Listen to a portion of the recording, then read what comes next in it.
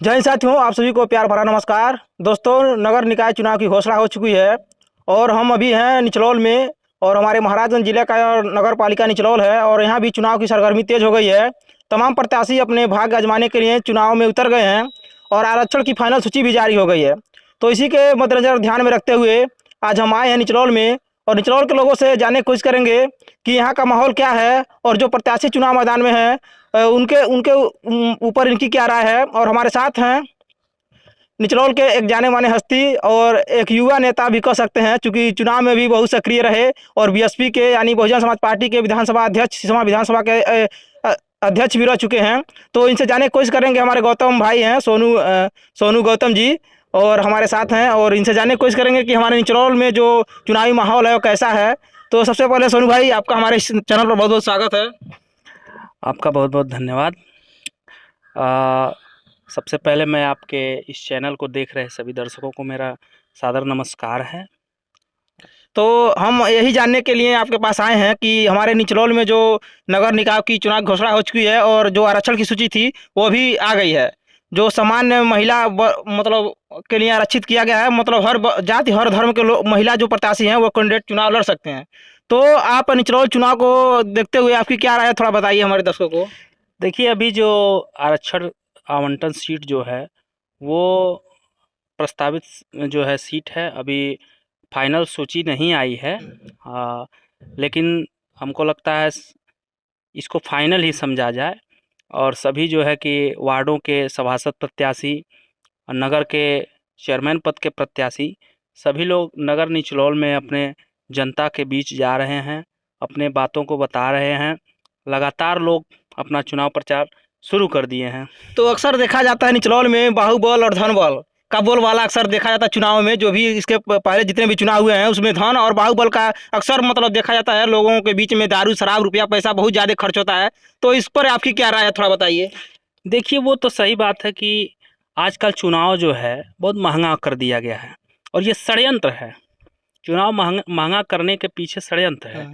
बाबा साहब अम्बेडकर ने संविधान बनाया, लोकतंत्र बना करके सबको मौका दिया कि सभी लोग चुनाव लड़ें, सभी लोग सभासद, चेयरमैन, विधायक, सांसद सभी लोगों को जो है अवसर मिले।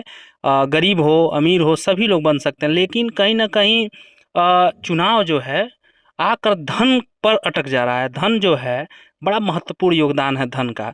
आजकल अगर कोई कितना भी संघर्षशील प्रत्याशी है, कितना भी मेहनती प्रत्याशी है, अगर वो दिन रात जनता की सेवा करता है, लोगों के बीच में रहता है, किसी के भी समस्या का जो है समाधान कराता है और उसके पास अगर पैसा नहीं है तो जनता उसका बहिष्कार कर देती है। कर दे। अगर पिछला चुनाव को हम ध्यान में रखें तो पिछला चुनाव जो कांग्रेस प्रत्याशी थे विश्वनाथ मदेसिया जी और उनके भाई जो शिवनाथ मदेसिया सपा से थे, तो इन्हीं के दोनों के बीच में बहुत बढ़िया टक्कर हुआ और फाइनली चुनाव विश्वनाथ मदेसिया जीते जो कांग्रेस पार्टी के प्रत्याशी थे।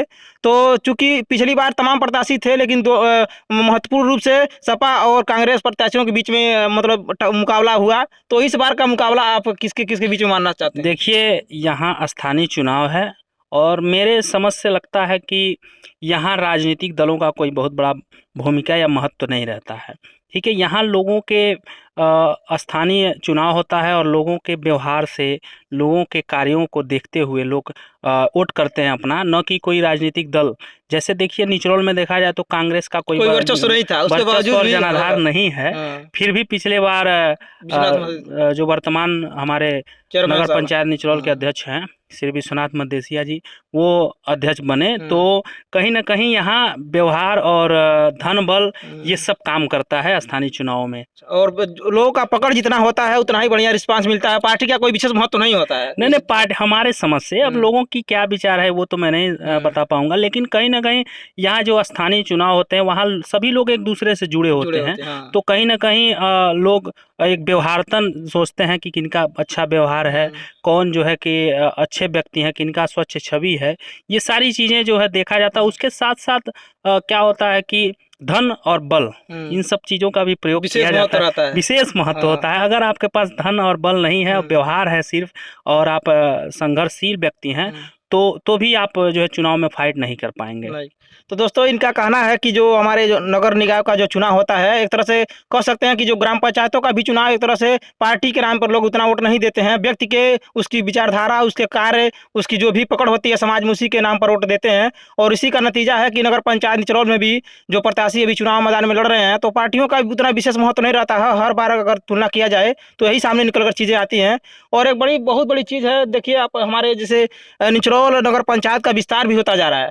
तो इस बार शायद वार्ड कुल 13 वार्ड है, 13 वार्ड है ना? हाँ, कुल नगर पंचायत में 13 वार्ड हैं और 13 वार्ड पे चुनाव होना है। तो जब वार्ड कम होते थे तो नगर पंचायत में चुनाव लड़ना और एक तरह से अध्यक्ष का चुनाव लड़ना आसान होता था, लेकिन अब चूंकि क्षेत्र विस्तार हो गया है तो इसके वजह से अब थोड़ा और कठिन हो गया है कि इस तरह के चुनाव में देखिए, हिस्सा किसी लेना। भी चुनाव में जब क्षेत्रों को बढ़ाया जाता है तो समस्या तो उत्पन्न होती है। अब जो है कि एरिया और जनसंख्या कम होता है तो लोग वहां तक पहुंच जाते हैं, जल्दी से अपना कवर कर लेते हैं। लेकिन जैसे ही क्षेत्र बढ़ता जा रहा है, वैसे लोगों के, प्रत्याशियों के लिए तो समस्या बढ़ती जा रही है। और जो धन का जो प्रयोग करते हैं लोग, उसकी भी मात्रा बढ़ाना पड़ता है लोगों को। और इसी को लेकर के लोग चुनाव में आए हैं। अब अपना अपना जोर आजमाइश कर रहे हैं लोग। चूंकि आपका भी राजनीति में बहुत पुराना मतलब अनुभव रहा है, तो आप चूंकि एक युवा नेता भी हैं, तो उन तमाम युवा नेताओं के लिए और तमाम नागरिकों के लिए क्या कहना चाहेंगे जो पैसा दारू लेकर वोट दे देते हैं, अपने वोटों को बेच देते हैं? क्योंकि बाबा साहब ने कहा था कि किसी भी कीमत पर आप अपने वोट को मत बेचने दीजिए, क्योंकि लोकतंत्र की सबसे बड़ा हथियार यही है। और जब यह लोकतंत्र का महोत्सव आता है तो अपने मतदान कीजिए, अपने मत को बेचिए नहीं, बल्कि दान कीजिए। जो वास्तव में काबिल व्यक्ति है उसको वोट दीजिए, उसे जिताइए, तभी जाकर हमारे समाज का भी एक बेहतर विकास हो सकेगा। क्योंकि दोस्तों, कितना हो बढ़िया आपको अधिकारी कर्मचारी, कितना हो बढ़िया ईमानदार हो जाए, लेकिन उसको चलाने वाला जो होता है कहीं ना कहीं वो राजनेता ही होता है। तो जब तक राजनेता ईमानदार नहीं होंगे, कार्य से उनके अंदर ईमानदारी नहीं होगी, कार्य करने की क्षमता नहीं होगी, लोगों का कल्याण करने की भावना नहीं होगी, तब तक हमारे क्षेत्र का विकास नहीं हो पाएगा। तो आप इन सब चीज़ों पर मतलब आप मतदाताओं से क्या अपील करेंगे कि मतलब वो किस आधार पर अपने मताधिकार का प्रयोग करें, किस आधार पर लोग अपने नेता का चुनाव करें? देखिए, ये आपका बहुत महत्वपूर्ण सवाल है कि वोट को बेच देना, ठीक है। अगर देखा जाए तो एक आम नागरिक का सबसे बड़ा हथियार और सबसे बड़ा अधिकार और सबसे बड़ी ताकत जो है वो वोट का होता है। और हम चुनाव में चंद पैसों को लेकर के अपना मत जो है एक अयोग्य व्यक्ति को सौंप देते हैं, तो कहीं ना कहीं वो अयोग्य व्यक्ति हम लोगों के ऊपर राज करता है। और समाज में जो बुराइयां हैं वो बढ़ती जाती हैं। ना ही समाज का विकास हो पाता है, ना ही क्षेत्र का विकास हो पाता है, और हम पिछड़े रह जाते हैं। तो मैं निचरौल के सभी सम्मानित मतदाताओं से मेरा अपील है कि इस बार नगर पंचायत निचरौल में आप लोगों के पास सुनहरा मौका आया है, और आप अपने मत का प्रयोग एक शिक्षित, संघर्षशील, सुयोग्य प्रत्याशी को ही वोट करें। और धन और बल के प्रयोग के जो है कि को साफ समाप्त करिए। आप लोग इन लोगों का बहिष्कार करिए जो धन के आधार पे वोट मांगते हैं, सोचते हैं कि हमारे पास पैसा है तो हम चुनाव जीत लेंगे। तो इन लोगों का बहिष्कार करना बहुत ज़रूरी है। मैं सभी मतदाताओं से अपील करूंगा कि आप लोग सबका आकलन करके, जो शिक्षित हो, समाज में हमेशा रहता हो, उसका स्वच्छ छवि हो और लगता है कि आपको ये हमारे क्षेत्र का विकास कर सकता है, ऐसे व्यक्ति को ही वोट करें।